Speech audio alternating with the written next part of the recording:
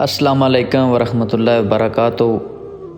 जनाब, मुल्की हालात नूं मद्देनज़र रखदे आया हकीम अहमद नईम अरशद साहब बहुत ही कमाल अल्फाज लिखन कि अफरा तफरी दसदी पईए, जान शिकंजे फसदी पईए।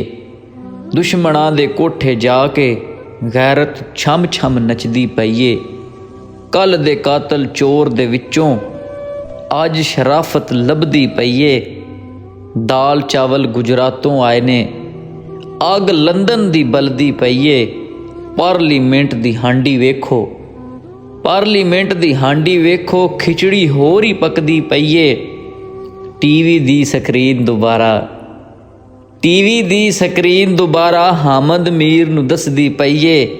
ओ यार हकीमा दे कोई फक्की, यार हकीमा दे कोई फक्की, पीड़ कलेजे वधदी पईए।